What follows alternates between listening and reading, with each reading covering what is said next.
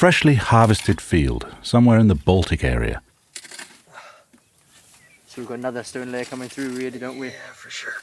Two young men, Timis and Matthias, are bent over a hole in the ground. Timothy, you almost?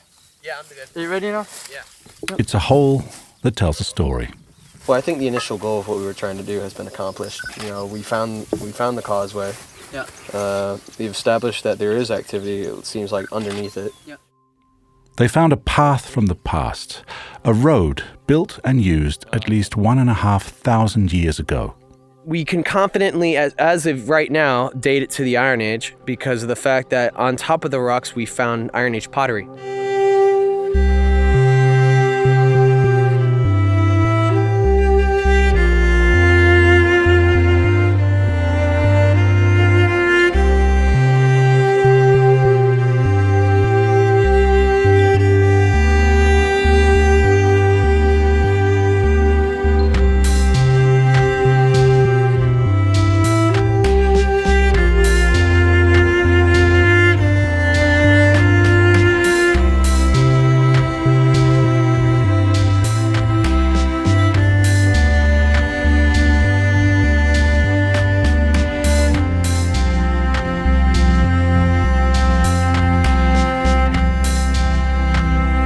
You're listening to the first episode of The Road to Archaeotourism, a podcast series about the complementary possibilities of tourism and archaeology in the Baltic region.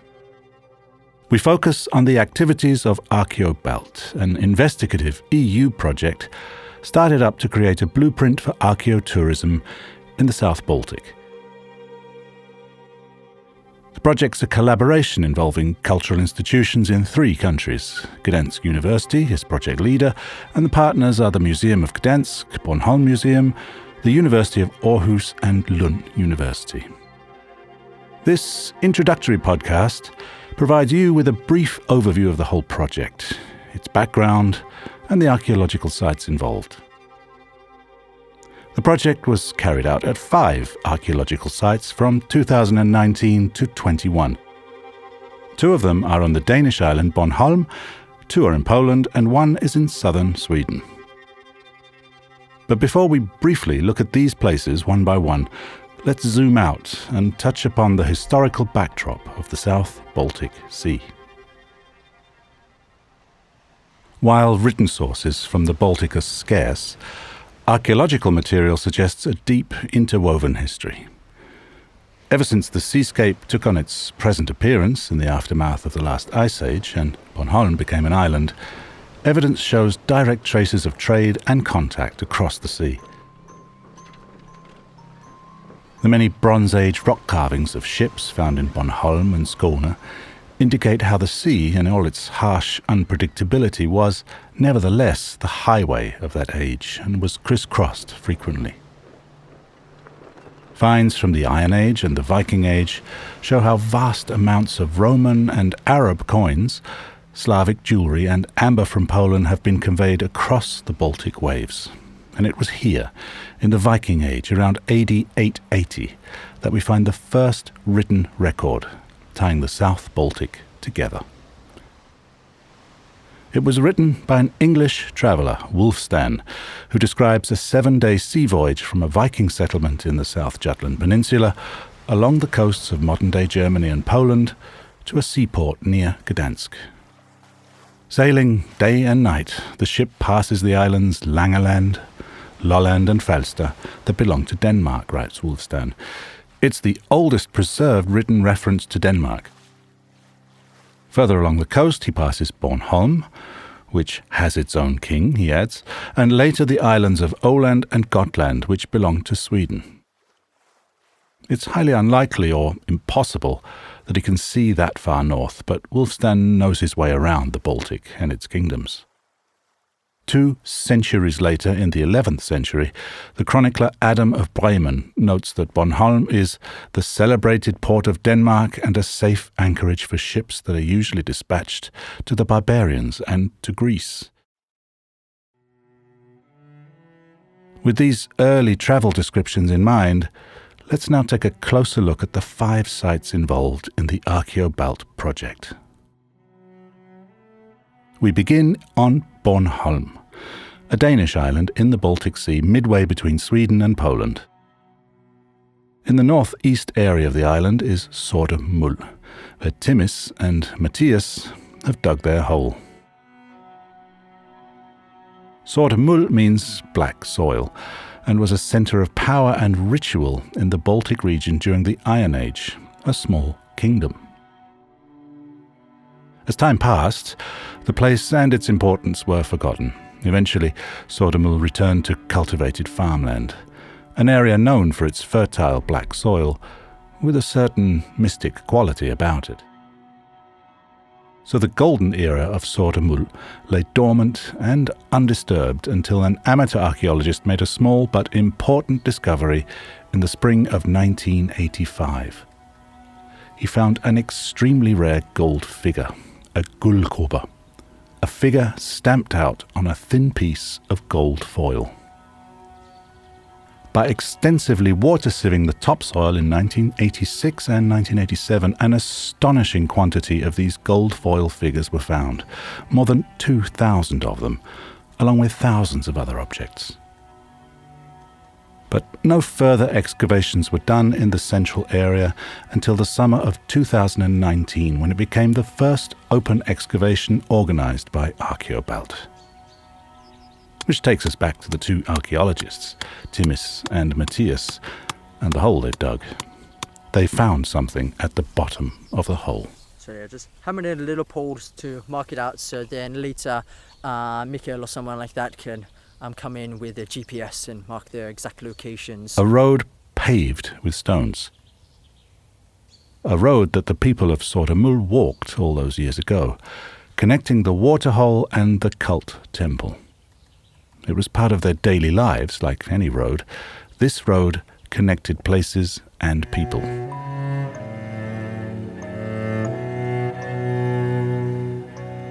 In this podcast, this road from the past will symbolize the ancient, ever-present Baltic connection and the intermingling of cultures, which is the core of the ArchaeoBalt project. The power centre, Sorte Muld, was the home of a chieftain, or perhaps a king, who may have ruled the entire island. It was a place of commerce, situated in the centre of the South Baltic Sea, and last but not least, a place of ritual, with a temple at its centre for religious feasts. As an archaeological site, Sorte Muld is unique in many ways, but most famously for its overwhelming quantity of gold foil figures.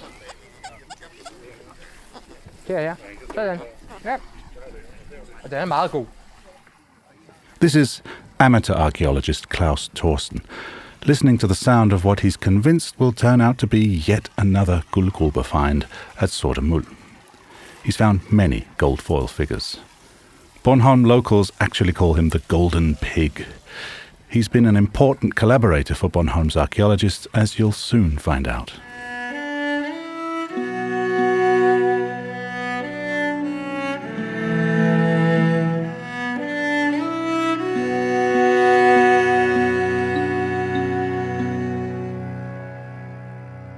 In 1986, the farmer at Nør Sandegård, on Bornholm's northeast coast, removed a few loads of topsoil from the field to use in his garden. Yeah, Nør Sandegård. The next time he ploughed the field, a vast quantity of relics came to the surface. During excavations carried out in 1986 and 1987, archaeologists found 58 Iron Age graves at the site. Gravplads. Altså kongelokalitet. The field was set aside and left uncultivated, and time passed again, as it tends to. Den har ligget brak 20 år. More than 20 years later, in the autumn of 2012, Claus Thorsten drove past the field at Nør Sandegård, as he had done many times before, keeping an eye on it. Jeg sagde til min kone hver eneste gang vi kørte forbi, bare den blev pløjet op igen. If only they would plough through it, he said to his wife whenever they drove by. And this day, lo and behold, the field was newly ploughed. Så kører jeg forbi, og der ligger den fandme pløjet.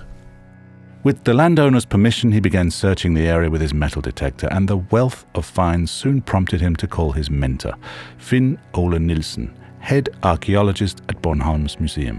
Og så gik jeg jo til min gode livsmentor, Finn Ole. Finn Ole agreed to take a peek beneath the surface, finding what turned out to be an intact woman's grave. 3 brooches and a magnificent glass bead necklace were unearthed with the help of 2 young Polish archaeologists, Karolin Kuzonsky and Bartosz Wojtkowski. And we know if there's one woman grave, there could be more. A full-scale excavation was launched where Karolina and Bartosz and students from Gdansk were responsible for the excavation. 36 additional graves were unearthed, making Nørre Søndergaard Vest one of the best-preserved Iron Age burial sites in Denmark. For young archaeologist Karolina Kuzonsky, this fascinating dig planted the idea for the ArchaeoBalt project. The local museum has a very nice tradition, which was, let's say, one of the spiritus moments for us to create this ArchaeoBalt project.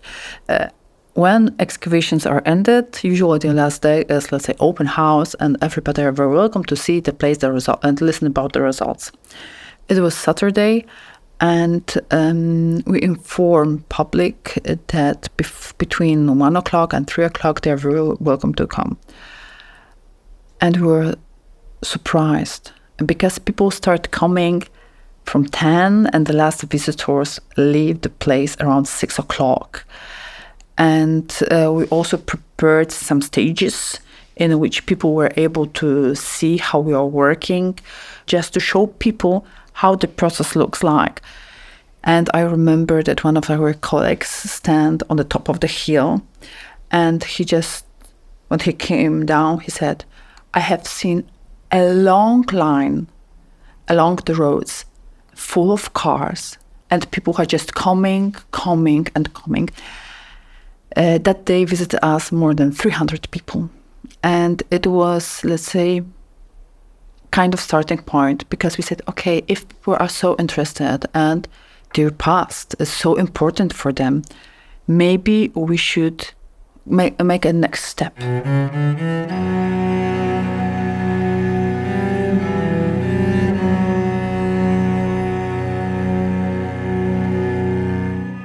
From this little backstory, we continue the journey to the remaining 4 sites of the ArchaeoBalt project.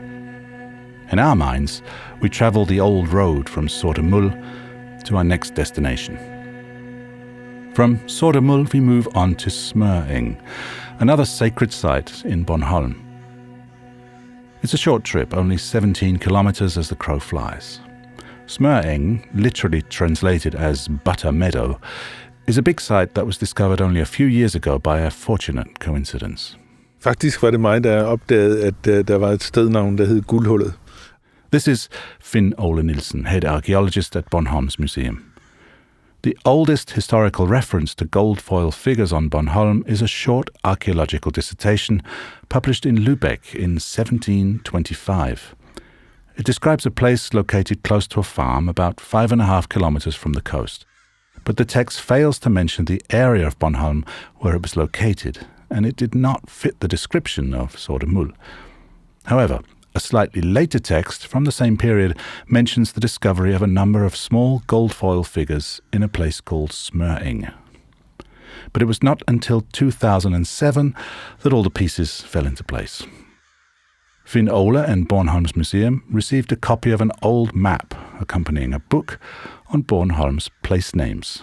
A spot called Guldhullet, the Golden Hole, was located in an old waterhole near a farm in Smøring. Finn Ole obviously wanted to find this hole and alerted a group of local amateur archaeologists. They arrived, armed with patience and metal detectors. The first attempt in 2007 was fruitless, but in the spring of 2009 they literally struck gold. Foråret 2009, der begyndte der at komme guldbrakteater op, og der kom guldfund, og der begyndte de første guldfigurer at dukke op. Og så er det bare fortsat. The gold just kept on coming, Finn Ole explains. Gold bracelets, gold pieces, and gold foil figures, guldgruber. The images depicted in these gold foil figures are unique and are not found anywhere else. You'll hear more about them in a later episode of this podcast. But it wasn't only the gold foil figures that surprised and mystified the archaeologists.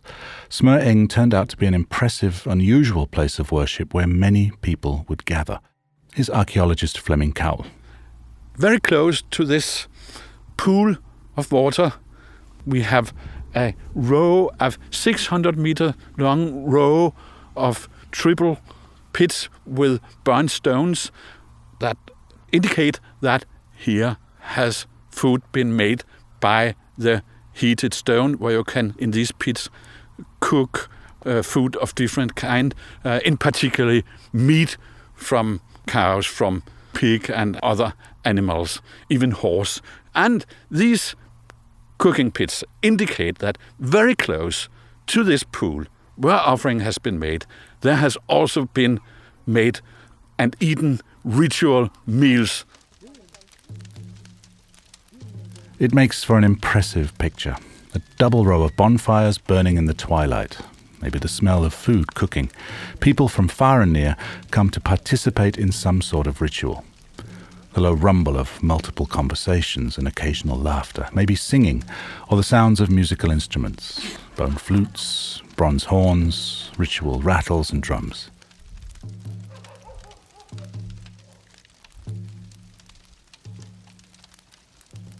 Sortemul and Smøring, two fascinating archaeological sites that open a small window onto our Baltic past. What happened there? Who were the people who gathered there? What did they do? While these and many more questions keep the archaeologists busy, the primary focus of the ArchaeoBalt project is not so much the results of the digs. It's about making the archaeological process accessible and fascinating for locals and tourists alike. Det askelag. Okay, så det var, der har været nogle ildsteder deroppe, men det her kunne også have været en koge. Det der ved stenen, det kunne også have været noget for en kogegruppe. Hernede. Another important goal for the ArchaeoBalt project has been to promote the archaeological heritage of the Baltic and explore sustainable ways to develop its tourism potential. Different means have been used to achieve this goal. The most obvious and well-tested method has been to conduct open digs at selected archaeological sites. These have been designated places of power and rituals, giving them a common context. The upcoming website, Virtual Museum of the South Baltic, will be another way to present the archaeological heritage of the region. Adding to this, the ArchaeoBalt project has organised cultural educational events like festivals, workshops, lectures, webinars and board games, even VR experiences and podcasts.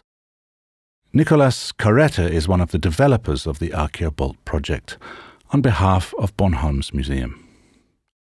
The main and probably one of the objectives of the project was trying to give the opportunity to people to get close to what archaeologists do, their everyday work, how do they process and go along the way before they get the object from the excavation to the final exhibition or a museum.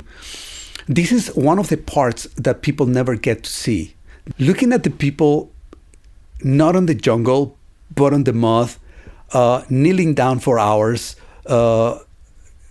sitting, getting wet, getting dirty, being exposed to the environment, people having the possibility to do the same things, touch the material, get dirty, ask the archaeologists what they were doing, see all these processes that imply also taking photography, recording, writing down, analyzing, making interpretation out of that, and people having an idea what it takes to do that.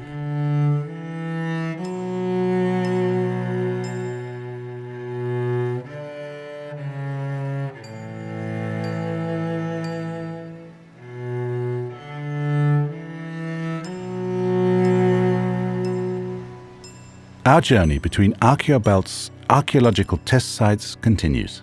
It takes us northwest from Bornholm, over the choppy Baltic Sea, to a soft, sandy coast, through green woods and fields, until we arrive at Uppåkra in Skåne, Sweden. Uppåkra, meaning high fields in Swedish, was just farmland, with few archaeological discoveries, until the arrival of a troop of Bornholm metal detector enthusiasts, led by Claus Thorsen. Just like in Sortemul and Smøring, The finds were spectacular. So what you see is in this open landscape on a very, very soft slope, a hill, a conglomeration of farms very close to each other. The landscape around Upakwa is modern. A highway passes nearby, but in his mind's eye, Mats Roslund, professor of archaeology and main curator of antiquities at Lund University, can see the Iron Age landscape. Up there could be 40, 50 farms and a special, smaller but very, very intricately carved building, which was the temple, and the large residence building, much, much bigger than all of the other houses. As with the sites on Bornholm, Sortemul and Gullhul, this place of grandeur had disappeared under layers of soil until nothing was left but fields. Fields of particularly black topsoil. When a farmhouse was built close to the main site in 1934, the farmer discovered a rich cultural layer, the remains of an earlier settlement. Many people had obviously once lived there, but the memory of them was lost in the past. They were in no rush to look into this any further back in 1934, so time passed, as time tends to do. Jeg kan huske, Lars Larsson sagde til os, at I kan nok hitte et par fibler i helgen. This is Klaus Thorsen again.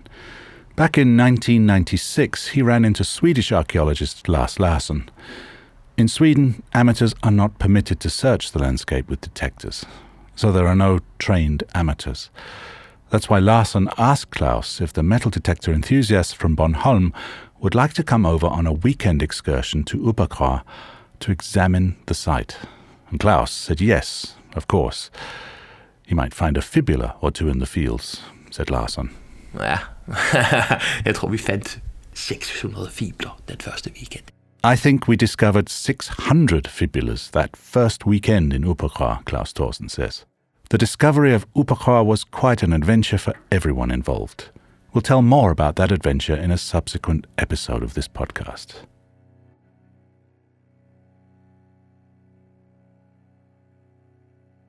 Three ancient forgotten places, connected then, back in the Iron Age, by routes crossing land and sea, have been discovered and reconnected in just a couple of decades. The road is ready to be used again, now by adventurous tourists eager to discover a forgotten world. I have a vision for the project, the ArchaeoBalt project, that the places are chosen quite arbitrary, but there are very strong connections. Of course, we have the geographical place, where you have the southern Baltic, where we have interaction, always interaction. But there's also an interest in power and rituals, where the rituals are the repeated actions and practice done by people to be coherent in society and build a society.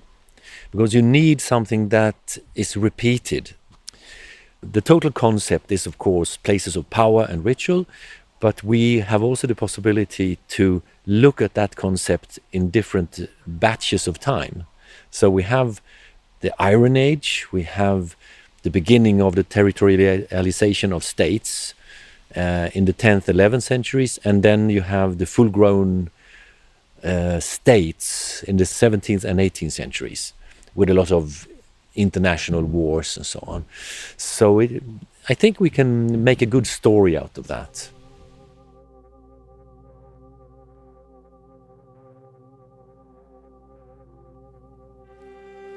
From the Iron Age triangle of Upakwa, Smøring and Sortemul, the ArchaeoBalt route takes us back across the Baltic Sea past Bornholm to Pomerania, that once stretched along the south shore of the Baltic Sea. We approach the mouth of the Vistula.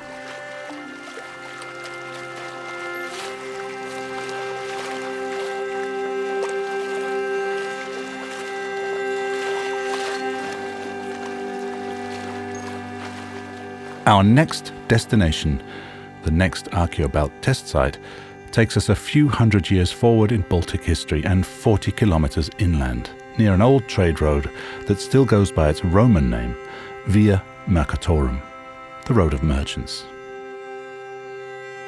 Placed safely on top of a hill near the river Vietzica, surrounded by a forest, is a medieval stronghold built in the 10th century.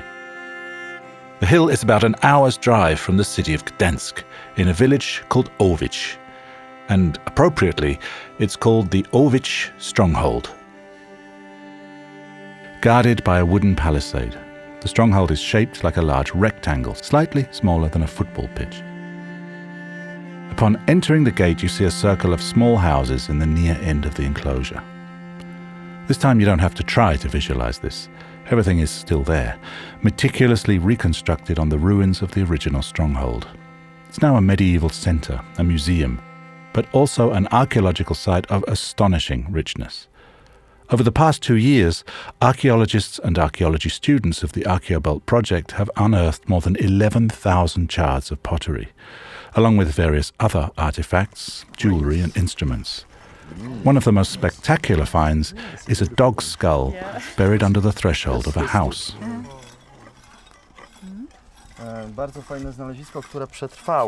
Inside the stronghold, Polish archaeologist Bartosz Swiatkowski, who not only leads the excavations but is also one of the originators of the ArchaeoBalt project, has brought a number of small plastic bags and finds to show Mats Roslund and other fellow archaeologists visiting from Upoqua, together with Carolina. May I take a photo of that? Yes! Yeah. Excitement rises with the emergence of a swan-shaped silver ring that's been worn by women as part of a headdress. Similar rings have been found on Bornholm, indicating a specific relation between the island and West Slavonia. It's very massive. Yeah, this one's very massive. It's 10 elements, and even you were taken to the hand, if you're welcome. Yeah. But it's copper alloy, or? It looks like silver. Yeah. Silver. It's silver. Swiatkowski explains why Ovich was chosen as an ArchaeoBalt test site. Dlaczego wybraliśmy Owic do projektu? Ze względu na wcześniej, czyli stanowiska, które wybraliśmy na terenie Szwecji i Danii, są to, tak jak Upokra czy Sortemult, są to kompleksy osadnicze, których znaczenie zarówno polityczne, religijne jest bardzo ważne, są pewnymi takimi centrami dla wyspy, ale takim bardzo ważnym elementem, który pozwolił je stworzyć, tak naprawdę to są szlaki handlowe, wymiana międzykulturowa, a także wymiana materialna. According to Swiatkowski, this place was chosen because it parallels Upokra and Sortemul in many ways, as these settlements have major political and religious importance and are the focal points of an area. These places were also established in relation to old trade routes, making them places of trade and cultural interaction. Mało tego, samo jego położenie też nie tylko ze względu na położenie lądowe jest niebagatelne, ale także na bliskość rzeki. Rzeka Wieżyca ma tak naprawdę w swoim biegu kilkanaście grodzisk, właściwie niemal kilkadziesiąt, co też pokazuje, że była bardzo ważnym szlakiem wodnym. Dlatego też to stanowisko zostało wybrane jako, powiedzmy, najbliższe pod względem funkcji do Upokry i Sortemult. Ovich's location close to the Vietzica River is not coincidental. There are about a dozen other strongholds along the river, underscoring its importance as a water route. Instead of being an isolated stronghold, this was, like other ArchaeoBalt sites, part of a much larger power complex in the region. One of the reconstructors of this stronghold goes by the name Storm. He also works here as a guide, but it was his interest in reconstructing medieval weapons and later houses that brought him here. He describes the stronghold to us. Well, first of all, those who lived here inside weren't the ordinary common people. They were elites, so there was a chieftain, there were warriors, there were merchants living here, and also more wealthy craftsmen, for example those making jewelry of amber probably lived here inside.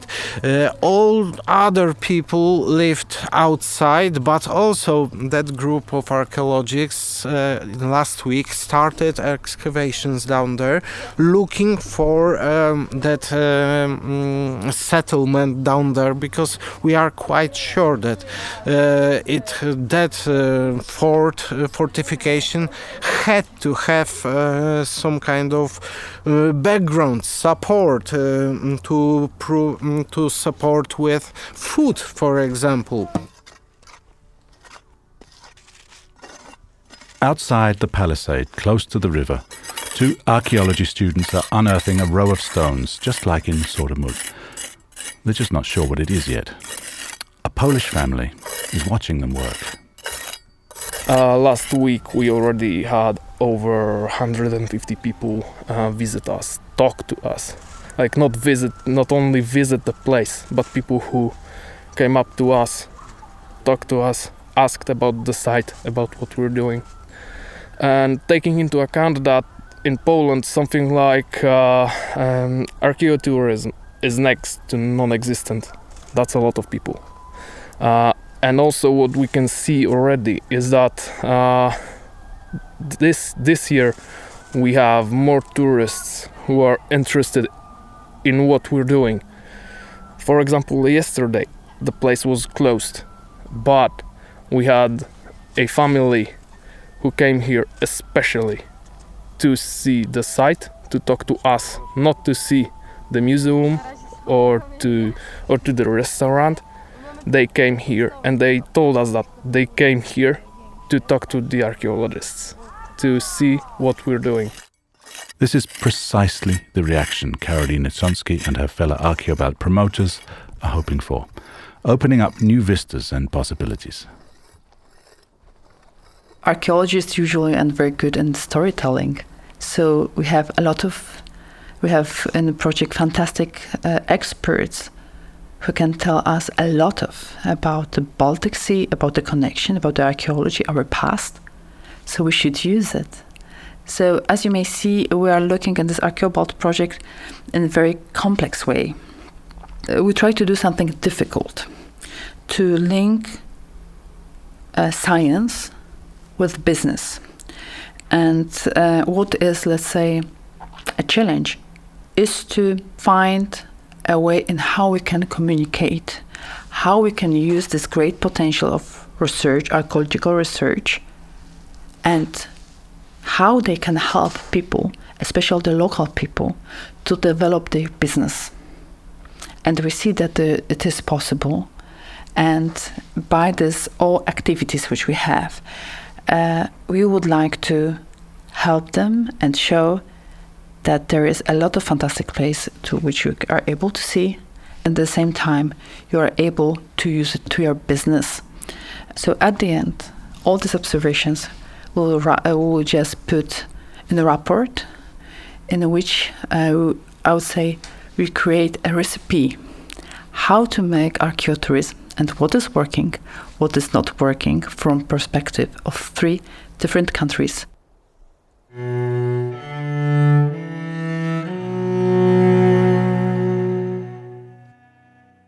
ArchaeoBalt's 5th archaeological test site, Wisłoujście, is close by, around 50 kilometers from the medieval stronghold at Owic.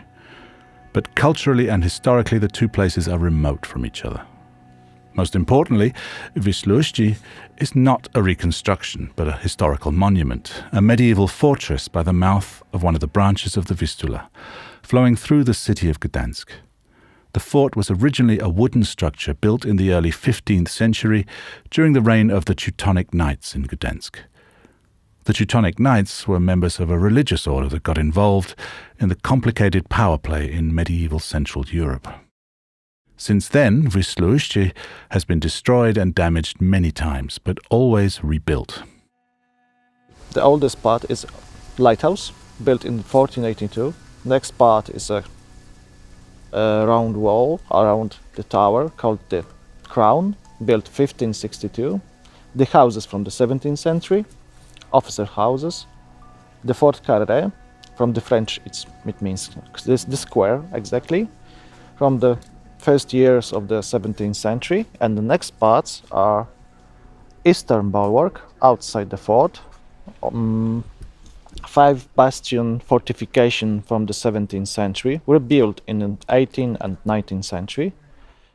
Maciej Flis is commanding the fort now on behalf of the Museum of Gdansk. The fort was built to control the seaward entrance to the port of Gdansk. It has a very deep, complex history.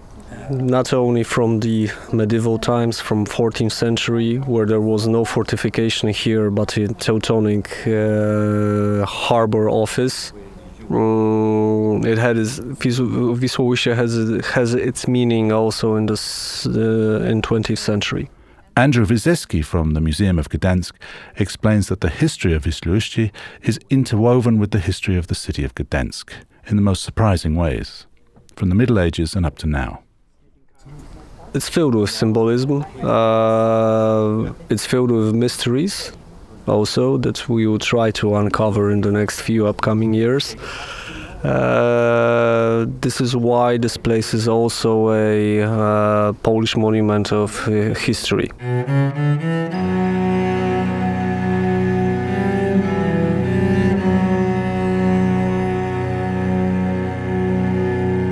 We've taken a peek at the 5 sites of the ArchaeoBalt project, which was conceived to explore and try out new ways of combining archaeology and tourism.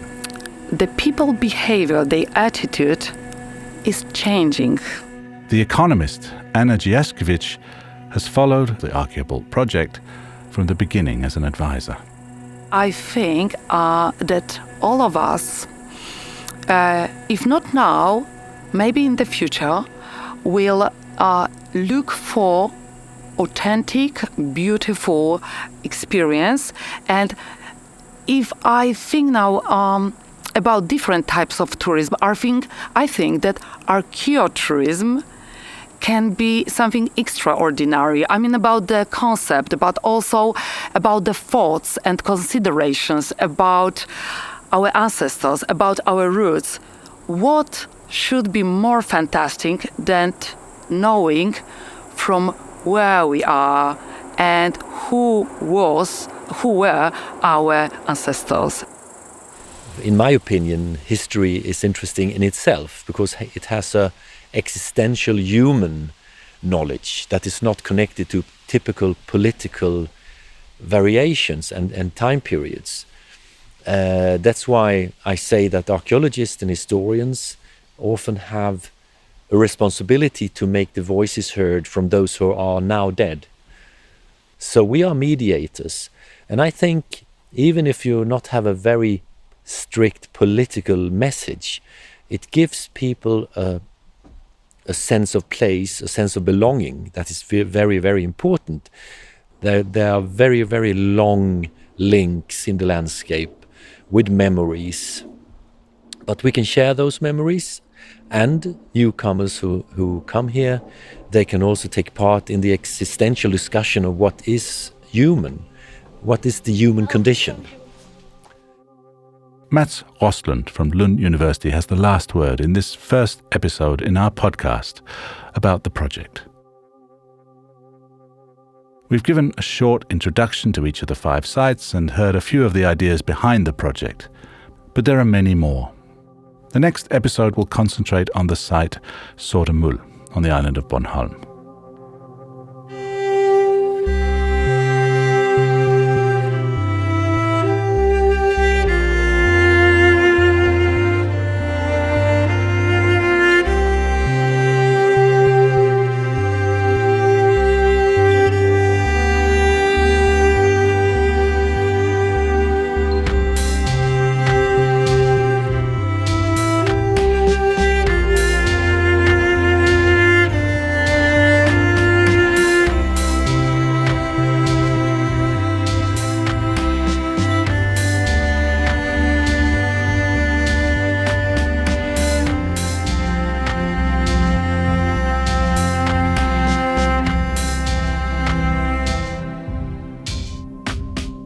The Road to Archaeotourism was written and produced by Jon Haller Steffensen and Lars Rømer for the ArchaeoBalt project.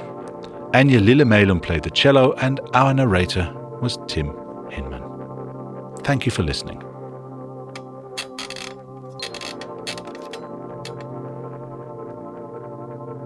The ArchaeoBalt project is co-financed by European Development Fund with the Interreg South Baltic Programme 2014 to 2020, and by the programme of the Minister of Science and Higher Education entitled PMW 2014 to 2020/2021/2.